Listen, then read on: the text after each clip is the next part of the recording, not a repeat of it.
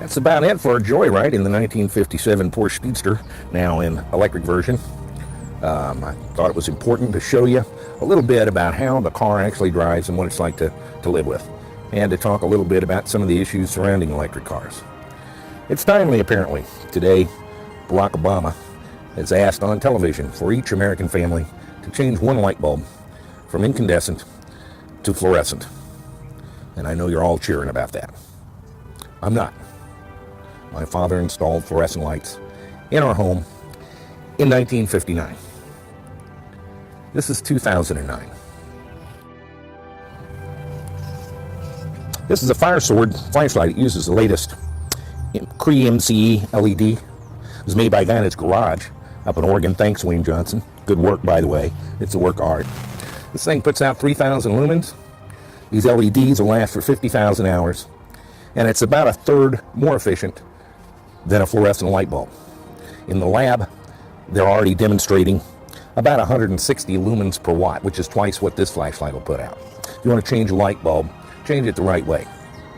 In the meantime, there's a lot more at stake here than I think some of these people quite get. We're shoveling boatloads of money overseas right now to people who really don't like us, and who I gotta tell you, I'm not particularly fond of either. And we could be facing some climactic changes that'll make life very uncomfortable for a lot of people, and I'm not talking about our grandchildren. I happen to know there's a couple of 100,000 Wayne Johnsons out there with garages that can make flashlights. And there's a couple 100,000 Jack Rickards out there with garages that can make electric cars. I'm not going to ask you to change a light bulb. I want you to go change the world. And the difference between me and Barack Obama is I already know you can do it. I'm Jack Rickard. Until next time, stand up.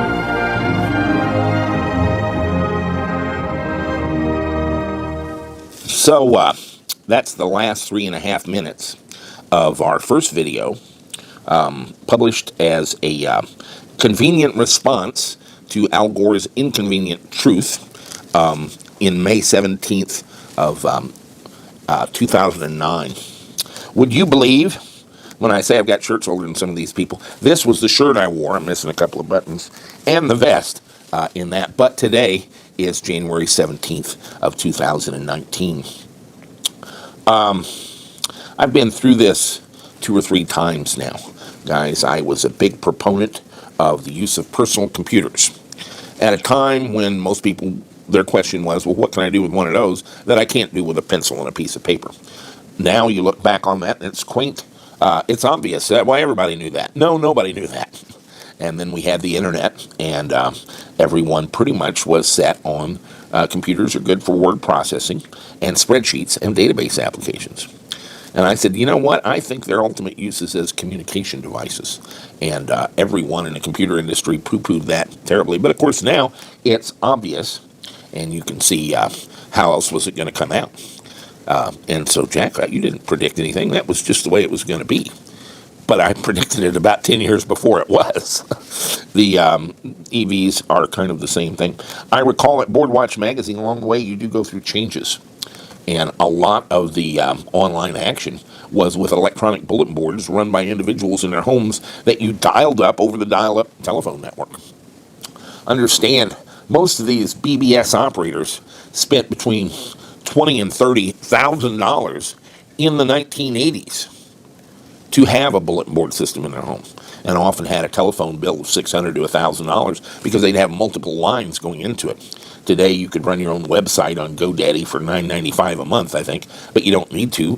What you can have on Facebook or Instagram for free is better technology and works better than any of those bulletin boards ever did. When we started covering the internet more, the BBS guys were very upset with me because they thought I was leaving them. I was leading them, not leaving them. And, of course, had I listened to them and stayed with what they were doing, they would have left me because things march into the future. And it did become the internet. November 30th of 1993, I happened to be on a computer system. So I've been doing adoption curves for a long time. And I told you all a couple of years ago that we just weren't there yet, and described what an adoption curve was. I date it primarily from Everett Rogers' master's thesis in 1962, where he studied the deployment or the promulgation or the growth of adoption of seed corn hybrids that produced bigger plants, more corn, or more resistant to disease and so forth among farmers. Kind of a reticent group. They're kind of like Lutheran ministers. How many Lutheran ministers does it take to change a light bulb? Well, none, because Lutheran ministers never change anything. And so Everett Rogers tackled this phenomenon and described an adoption curve. For the past year and a half, really, we've been moving more toward solar technologies and using remaindered batteries from the electric vehicles. And am now catching quite a bit of heat from electric vehicle enthusiasts about that, much as I caught a lot of heat from the BBS operators from talking all the time about the internet. Things change. And that video was where we sort of set out as the mission to adopt electric vehicles as personal transportation. In 2009, there were no electric vehicles for sale by automotive manufacturers. That means zero. And I'm talking about zero in the world. There weren't any.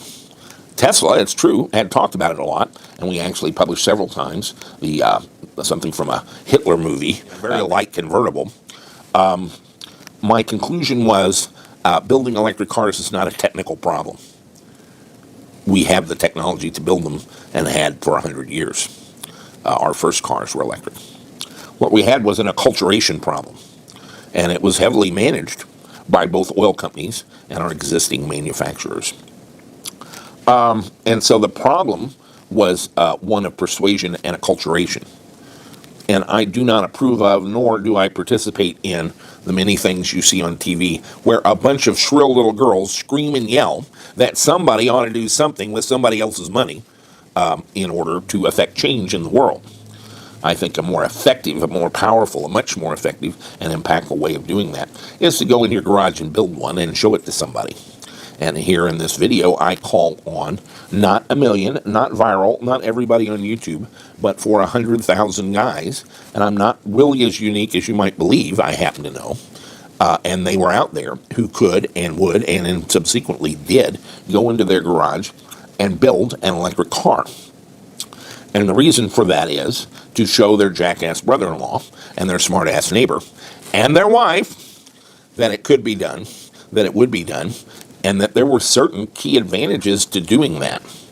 And in the 10 years since, we have done whatever we were able to aid, abet, support, and cause people to build such cars. Many of them build cars much better than I do, and justifiably proud of the result, often took them to car shows. And so not only knocked off their smart-ass neighbor and their jackass brother-in-law, chocolate-colored, and, it's just certain fashion accessories that I think work for her, and I kind of like to dress her up.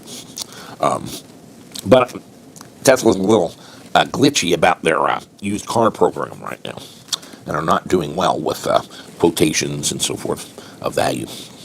Also in that video, I alluded to a number of things. One was the amount of money we were spending, sending boatloads of it overseas to people that don't really like us, and that, frankly, I'm not too fond of either. Recall, if you will, the word ISIS had never been spoken in the United States narrative at the time. We had been through quite a thing with the Taliban, but ISIS was entirely oil-funded. I also talked about LEDs. In the laboratory, they were doing 160 lumens per watt. Lumens, of course, is a measurement of light output, and watt is a measurement of power input. And I alluded to the fact that I had an LED flashlight, that the fluorescent lights that Obama was keen on moving us to, in all his technical grace. My father had built a new house in 1957 and designed fluorescent light tubes in it. And we moved in 1959, and I was 10 years old before we had an incandescent light in the house. And my mother bought one to read because she hated the fluorescent flickering 60 hertz flicker of the blue-white fluorescent light tubes of the time. And so I alluded to the fact that in a laboratory they were getting as high as 160 lumens per watt. We have in our shop now, in our dingy 50-year-old shop, LED lights hanging from the ceiling that get 133 lumens per watt that you can buy commonly on Amazon. These are nothing special. They're nothing particularly new, although they have come out in the last year. They're just shop lights, and they actually do 133 lumens per watt in a production device. And so much of what I discussed in May of 2009 has come to pass. The other thing I take exception to is the idea of sending children to countries like Syria and Iraq and Iran and Afghanistan so they can donate limbs to the cause there and return home as veterans who are so well treated by the grateful American public that about 35 of them a day kill themselves, and they're not 30 years old. I've been to Afghanistan. I've been to Iran. We did an air show every year for 4 years for the Shah of Iran.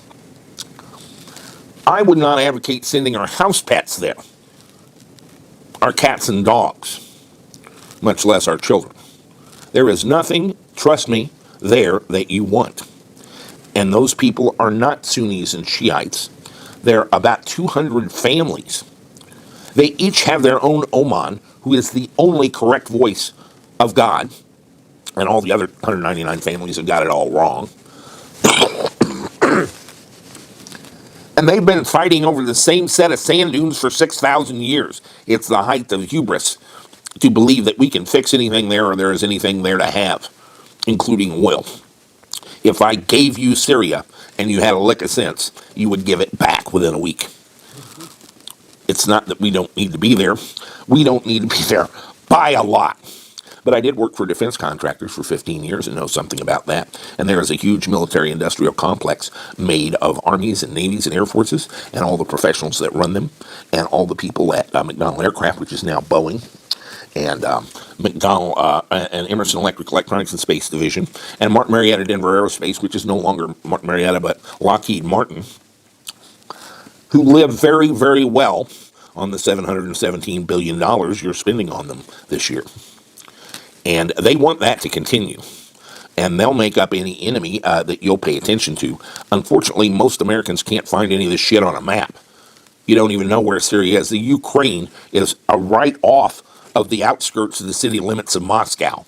We don't have any interest in it, and they probably do. But you don't know anything about the Ukraine anyway, so why do you think it's in our national interest to be there and do anything about it? Not to get off on that. Well, I guess I did. But my purpose in this video is to take the victory lap. I already have. I want to communicate it to you because some of you still want to play EV. And there will be people making electric vehicles for the next 100 years in their garage. They build hot rods now based on early 20s Fords. And it's a great gig and a fantastic hobby. I'm not a car guy. I never was.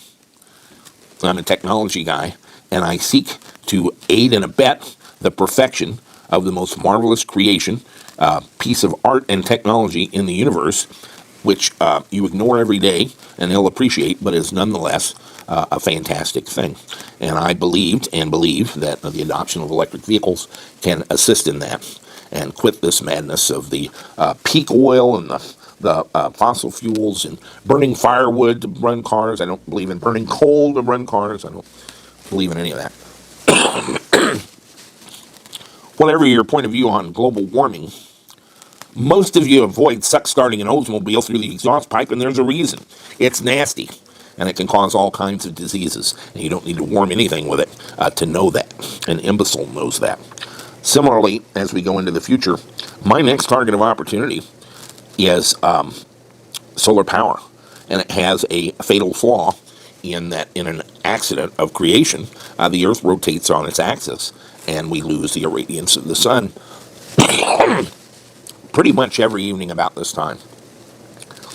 I believe batteries are the solution for that, and I believe that the adoption of the electric vehicle by all automobile manufacturers will cause the availability of a large number of perfectly good batteries in cars that are past their sell-by date and maybe have had an encounter with a telephone pole that renders them somewhat less valuable than they were. But the batteries are still perfectly good. And so that's what we're moving to. But I wanted to recap a little bit. I said I could see clearly a year and a half ago, that the EV thing for us is kind of over. It's a mission completed. And that is because of my familiarity with the adoption curve. Subsequent to that, last year we sold about 2% of our vehicles in the United States were indeed electric, and most of that overwhelmingly due to Elon Musk and Tesla. And but nevertheless, as I pointed out several times, between 2 and 2.5% market penetration is kind of the beginning of the early adopter stage. And I live with a group of like-minded people in the tinkerer and innovator stage that precedes that. And that's the tough one, where it might not make it at all. At this point, we'll see the scale of this turn upwards dramatically on the number of EVs. And any work I would do there will have a diminishing impact going forward. And so there's no point in me doing it. Well done, Elon, and go forth from here. I hope you prosper on account of perhaps my holdings in Tesla stock, which I've advised you all on too. And a number of you drive Teslas with the winnings in E-Trade from doing the Tesla stock. It's kind of a circular thing. So we'll go forward. But I wanted to talk a little bit about where we're at and how that proved so prophetic. Reuters this week released a document that they have analysts who have analyzed 29 global automakers and found that they have publicly announced, this is only based on their public announcements, $300 billion in electric vehicles. Now, every one of these companies has repeatedly come out and said that Elon Musk can't ever make it, that electric cars are not the way to go, and they have done so in the most condescending and patronizing tones. That was confirmation to me that we were on the right track. Those guys are always there. They know best. They have all the information. They have all the money. And let them tell you how it's going to be in the future. And if you follow them, you'll wind up in the wrong future. Today, they have publicly announced some $300 billion in a mad scramble to catch up. And they're insisting that the story's not over yet. Wait till they get going and you'll see what happens to Tesla. Well, let me go out on a limb and say right now, half the companies I'm talking about now, you'll be able to buy their tooling equipment and office furniture at 6 cents on the dollar within the time period they're talking about investing in electric vehicles. Now, I know that's hard to believe. It's always hard to believe up front. And later, you're going to say, well, Jack, everybody knew that. It was inevitable. It was obvious. Not so obvious. Here's a graph by country I'm going to put up on the wall that shows how the $300 billion is being planned. Germany has made announcements of $139.5 billion. China, $57 billion. The U.S., $39 billion. Japan, $24 billion. South Korea, $20 billion. France, $10 billion. India, $6.4 billion. The United Kingdom, $2.3 billion. And even Sweden's going to do $700 million. Now, 46% of that is slated at the development of electric vehicles destined for China. Much money because they can buy their competitors' tooling and plants for 10 cents on the dollar. And that's the end of the story. My people kind of know this.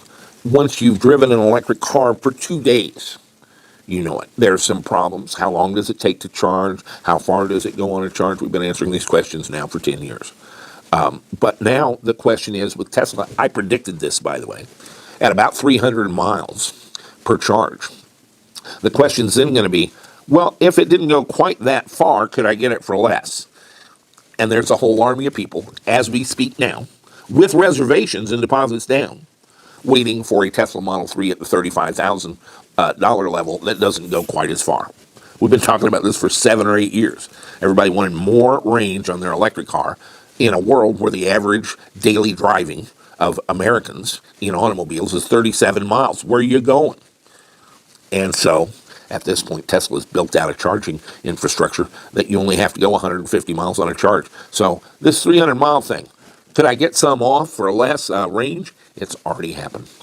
And so, essentially on every point that we talked about in our first year of publication has come true perfectly and in order. And so I'm going to take a victory lap on that. How much of it did I cause? That's not something you can kind of define, but I learned on the internet that a key thing, make solar systems that are enable the generation of electrical power at the point of use. In the end, if we're successful, you'll have a house that makes electricity from sunshine that you put in your car and you drive on sunshine. Now, how cool is that? And you never have to start an Oldsmobile through the tailpipe again, even if you're really, really good at it.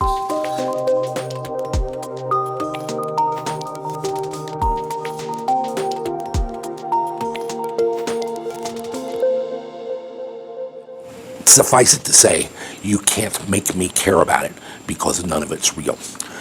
And it's not in my task list to persuade you of any of that. But we do share an interest in electric vehicles and solar power and driving on sunshine. That is an accident. I'm not one of you. I don't want to save the planet. I think it's actually the loveliest planet in the universe and God's creation, and I am commanded to spend my time here on this earth in what little way I can, assisting to its perfection, and saving it from global warming isn't on the list. However, solar is. For 25,000 years, mankind has sought to improve their lot and increase their wealth and their ability to feed themselves by manipulating energy, starting with firewood, deadfall from the forest. This is actually the result of a photosynthetic process where the sunlight converted by vegetation, trees primarily, into take our air and our water, and primarily our water and our sunlight, and to rearrange things a little bit to form a carbohydrate, which it can store as food for the plant. Well, if the plant dies, it doesn't need it much longer, but we do, and we burn those carbohydrates to cook our food and to stay warm. And that was the beginning. If you rearrange that just a little bit by putting it in the ground for a million years, now you get a hydrocarbon, coal, oil, natural gas, and we can burn those. But the highest order of our achievement has been the development of electricity. But it's a really ugly process of burning a hydrocarbon to heat water, to make steam, to turn a turbine. And the turbine turns a alternator, and the alternator produces electricity, which we then wire to each other across the entire continent on cables. This reduces our problem of transporting fuel because you can transport it instantly and it weighs nothing. You do lose 10% in the wires, but so all in all, it's a magical epoch based on electricity, and it's only 150 years old at most. But there's a bypass, and we are on the cusp of it, at the very beginning of it. You won't think this is a done deal. It's not started yet. It's right at the very beginning. And the bypass is, we take the sun, you keep the water, and we're going to convert it directly into electricity, eliminating the transport of the fuel, the burning of the fuel, the heating of the water, the turning of the turbine, which in turn turns the alternator, and then all the transportation. We can put photoelectric cells directly on the roof of where we need to use the electricity, and we can convert sunlight to electricity directly. This was first and best described by Albert Einstein, and you'll be shocked, perhaps some of you, to learn he did not win a Nobel Prize for the theory of general relativity, and he didn't receive it for the theory of special relativity. He received it for a description of the photoelectric effect. Probably kind of a backhanded version of anti-Semitism, but that's what he got the Nobel Prize for. Today, we're right at the cusp of this. 22 years ago, by the way, I installed at an expense of about $275,000 a then enormous 12 kilowatt array at my home in Morrison, Colorado.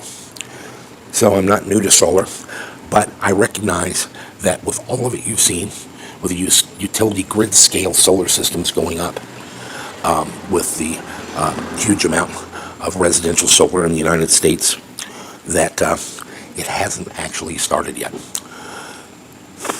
This past month, Lawrence Livermore Laboratories has introduced or published a paper on a multi-layer, multi-junction photocell, power cell, that will operate slightly north of 47% efficiency. Our most efficient commercial cells now are about 22.5% efficiency. In their paper, they alluded to a ready and imminent path to exceed 50% efficiency using this technique. And this is not the end of the road, guys. The quest for efficiency in photovoltaics is ongoing. But you know what? They published a thing they publish every year, actually, called the Estimated U.S. Energy Consumption in 2019, 100.2 quads. Same Lawrence Livermore National Laboratory. I'm going to put it up on the screen here. And the first thing I would note is that out of all energy sources, solar is 1.04%. It's barely detectable with test instruments that it exists. But the reason I refer you to this diagram is the curiously inelegant way we manipulate energy. We have solar, nuclear, hydro, wind, geothermal, natural gas, coal, biomass, and of course petroleum, all accounted for here. On the right side of the page, you'll see energy surfaces at 32.7 and rejected energy at 67.5. We did not reject this energy because we don't love it. When they say rejected energy, they're talking about wasted energy that is given off in all the processes to produce and use this energy as heat, waste heat. When you run up a coal-fired plant, or a nuclear-fired plant, or a gas-fired plant, you have to heat the water, but most of the heat just escapes and is given off into the atmosphere. Very little of it winds up being electricity. When you put petroleum in your car, let's see, what are they saying here? Oh, well, that can't even be right, but I figure you probably get 15% forward motion out of 100% of the energy that you put in your car in the form of gasoline. With electric vehicles, you can convert much more efficiently, up to 85 or 88% of the fuel in your batteries to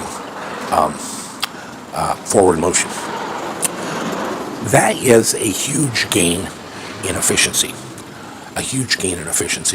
and a huge decrease in heat loss or waste.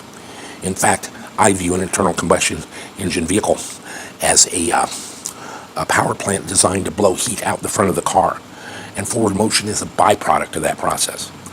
An electric vehicle more directly, more elegantly, and more efficiently converts energy into forward motion, which is what I want. But also radio, internet access, the ability to honk the horn and keep me warm or cool. It's used energy services as opposed to rejected energy. And so you can see from this diagram that 2/3 of our energy is wasted as heat.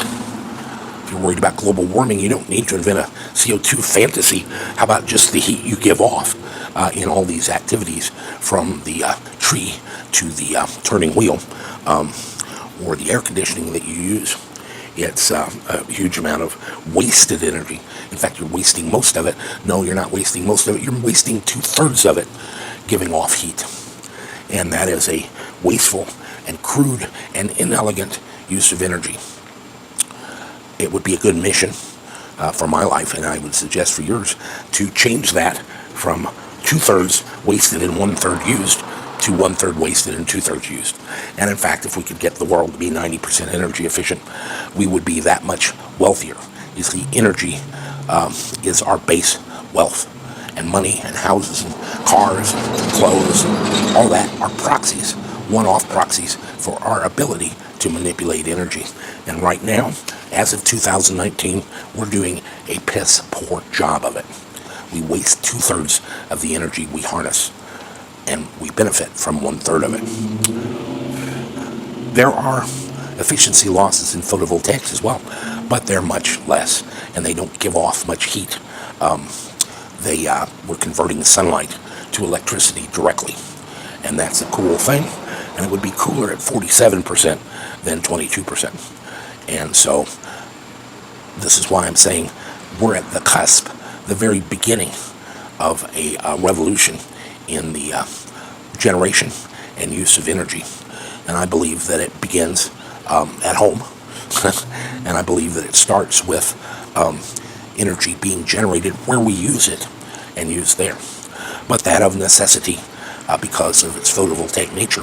Firewood burns day or night, but the sun is not overhead day or night. In fact, some days it isn't overhead, and we haven't had much today. But that's where the batteries come in, and the ready source of lower cost, less expensive batteries of the very latest architecture are now and will be in the future left over from electric vehicles. The reason I'm not totally dedicated to building electric vehicles anymore is we already won. Tesla is producing millions of them. Others will follow. They probably won't be Volkswagen and General Motors and Ford. Boy, my life. 2 years ago, I told you all those companies were on the very edge of collapse and would be bankrupt, and everybody would get to carry their desk adornments out to the parking lot in a little cardboard box.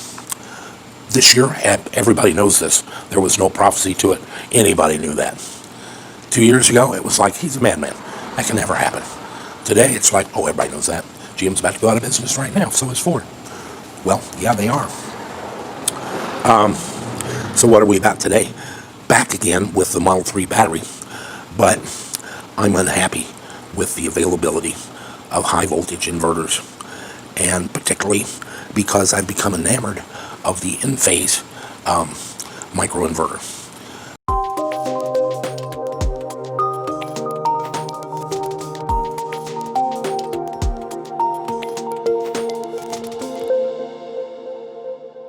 The development of that SEI layer is actually kind of a critical part of these type of cells.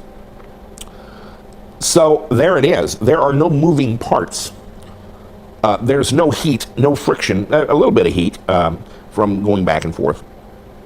No mechanical parts. It's a magic rock that can store actually a relatively large amount of energy for its size compared to previous batteries.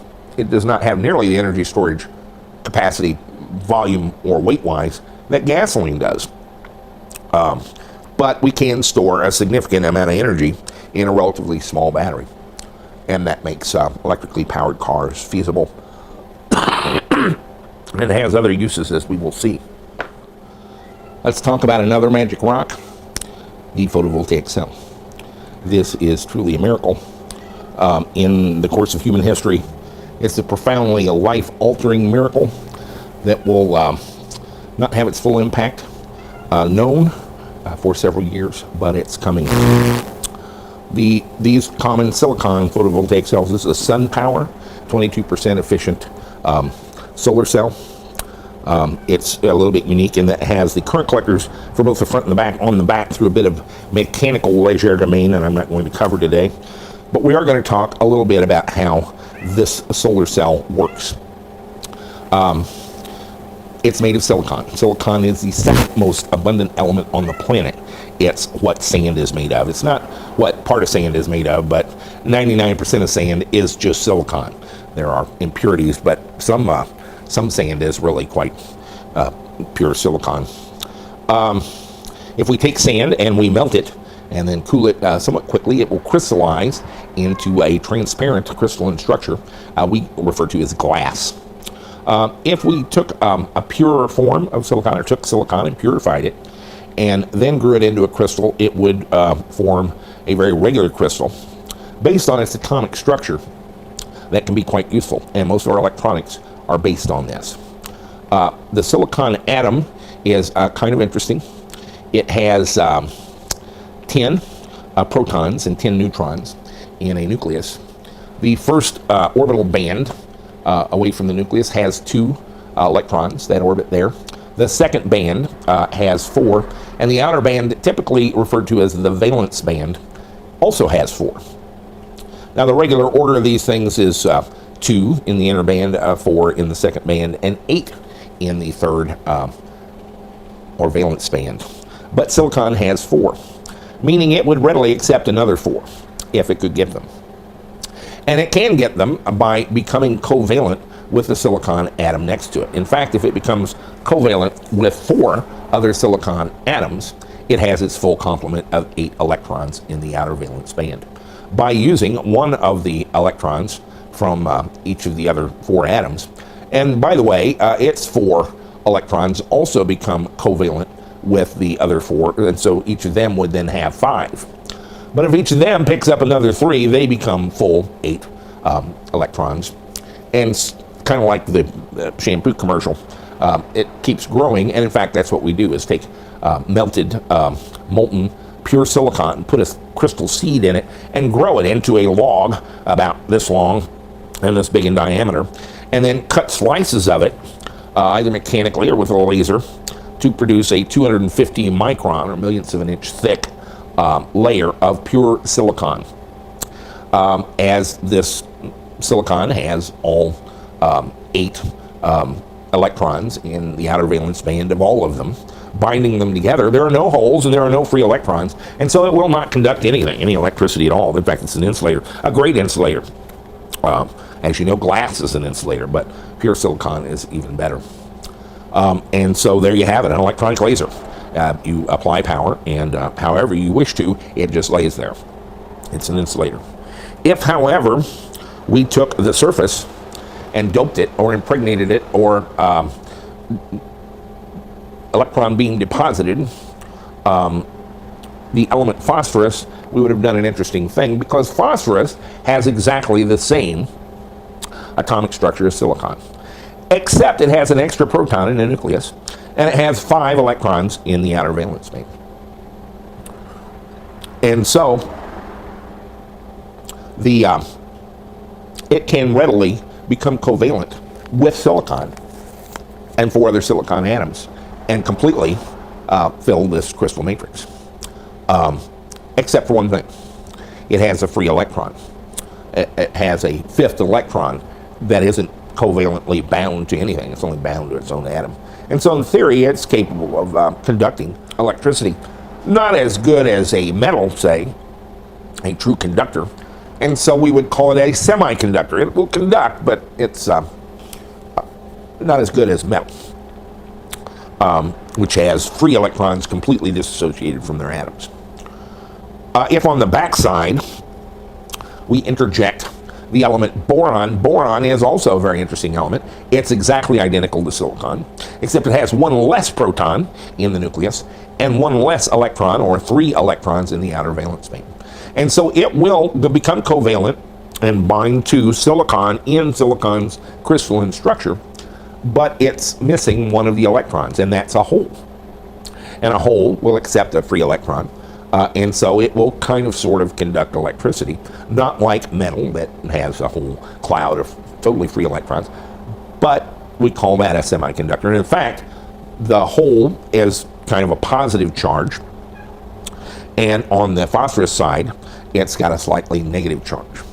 And so we call the boron side a positive type material, or a p-type semiconductor. And on the phosphorus side, which has a slightly negative charge, we would call it an N, or a negative, or N-type semiconductor. Where those 2 materials meet, the electron that is extra in the crystalline structure from the phosphorus could jump to and drop right into the hole on the boron incidence. And so they both kind of disappear. You don't have a free electron, you don't have a hole, the electron fills the hole and completes the crystalline structure, making it again non-conductive at all. And we call this a p-n junction or a depletion region. A depletion region is an area of a semiconductor that is depleted of both holes and electrons, and so forms a barrier. Now, this system of negative and positive charges felt across this depletion region or non-conductive area is really very similar to a capacitor in one way. And that is, you have a dielectric and a positive charge on one side and a negative charge on the other. And that sets up an electrostatic field. And since that electrostatic field simply occurs by having an N-type material and a P-type material with a depletion region serving as the dielectric, we would call it an intrinsic electrostatic field. It just forms because of the materials. And in this case, that electrostatic field is between 0.5 and 0.7 volts, and that can be varied by the levels of doping and the thickness of the material, but it's between 0.5 and 0.7 volts. If we connected an external source across it in one way, the negative to the phosphorus side, having a negative charge would push the electrons toward the depletion region, and the positive side on the boron side would push holes toward the depletion region, and they would penetrate. When they overcome that 0.5, 0.6 volt intrinsic field, we would have conduction. But if we reverse that and put a positive source on the negative side, it would simply suck electrons away from the depletion region. In fact, make the depletion region larger, and a positive source to the P side would, of course, have the same effect. And the more voltage we put to it, the wider the depletion region becomes, and the more resistant it becomes to current flow. And so we've created a diode. An external voltage applied in one direction will cause current flow. Once the 0.5 or 0.6 volts forward voltage drop is overcome. But in the other direction, no or very, very little current flow. Leakage current in the other direction is minimal. And all is right with the world. And that is how semiconductor p-n junctions work. And that's what we built here, is a very large in area p-n junction. Because of the photovoltaic effect described by Albert Einstein and the subject of his 1921 Nobel Prize, we came to view a light as having aspects of both a wave and a particle, and to describe that, invented the terminology of the photon being a packet. Neither wave nor particle, but a packet called the photon, and giving rise in 1967 to Star Trek's infamous photon torpedo. Actually, there was no such thing. But a photon is an energy packet of light. If we expose the phosphorus or N-type material to light, the photon packet, we say, would strike a phosphorus atom and transfer energy to it, dislodging the free electron and leaving the hole. Think of that more like a billiard ball and a cue ball, that if you roll the cue ball into the billiard ball, it transfers the energy of the motion of the cue ball to the billiard ball, causing it to go into motion. It's a similar process. The photon encounters the phosphorus atom and transfers energy to it. That energy promotes the acceleration of the free electron, the extra electron, to the point where it will escape its orbit. The others, because they're covalent with the other atoms, are more difficult to dislodge, and so you normally find that fifth electron is what gains the energy. And just like one of the satellites of the Earth, if you add energy to it, accelerate it, the orbit gets bigger, and if enough energy, it will actually break orbit and go off into space. Similarly, the electron of the phosphorus atom.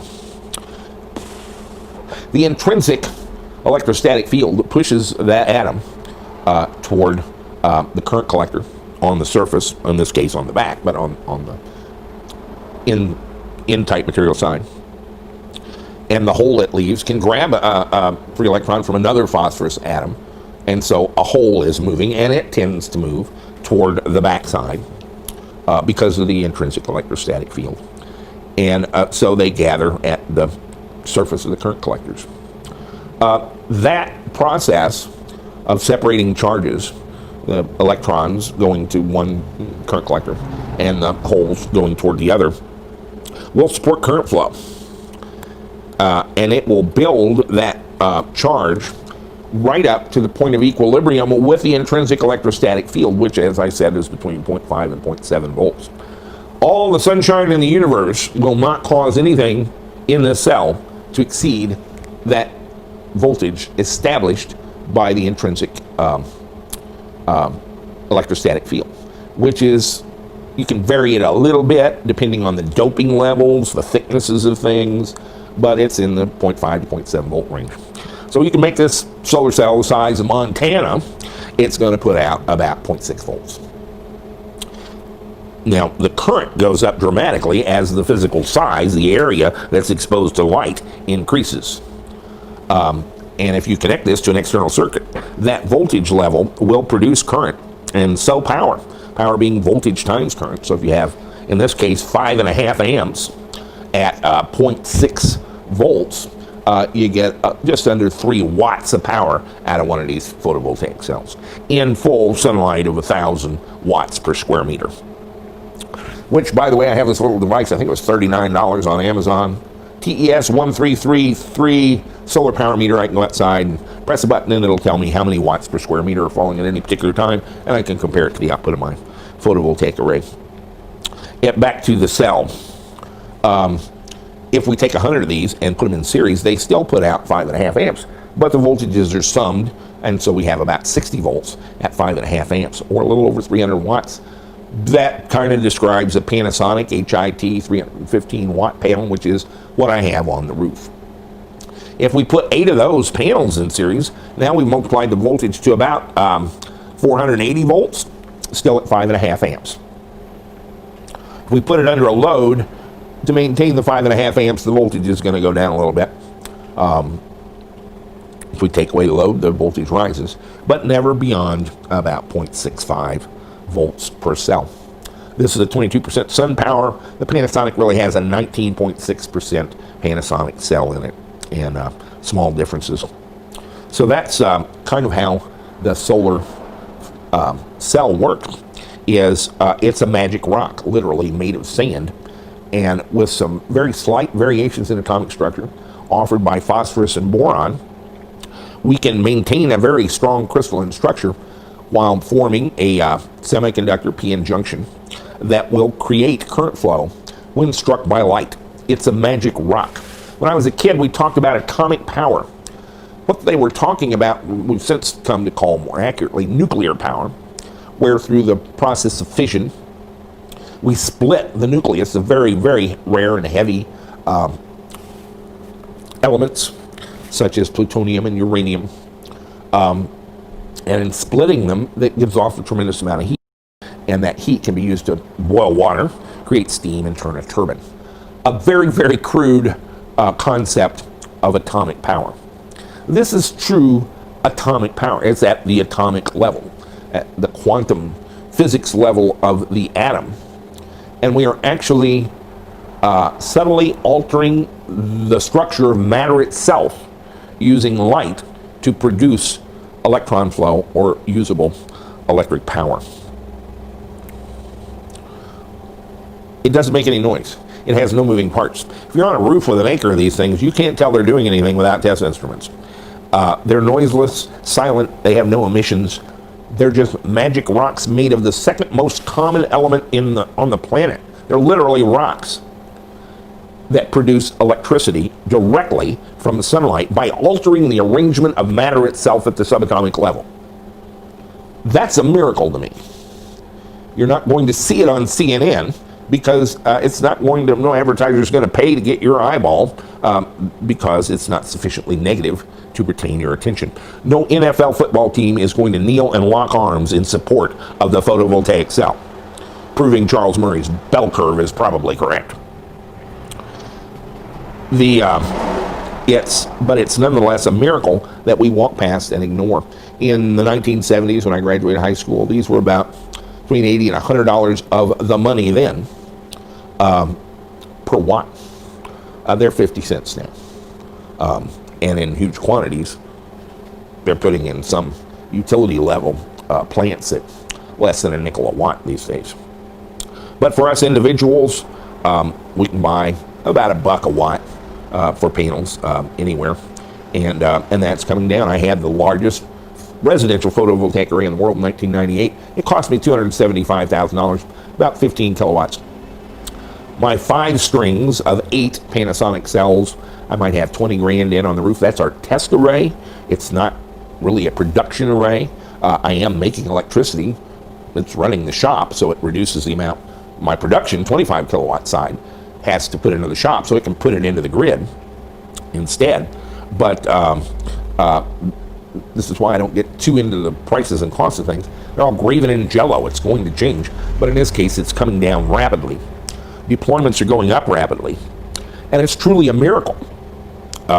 It's a magic rock that you can aim at the sun and collect electricity from it to do your bidding, to make a light, to air condition your space, to heat your space, to turn a shaft, raise a lift, run an ultrasonic cleaning machine, or charge your car to drive from here to St. Louis. All from sunlight, striking this magic rock. It is a miracle.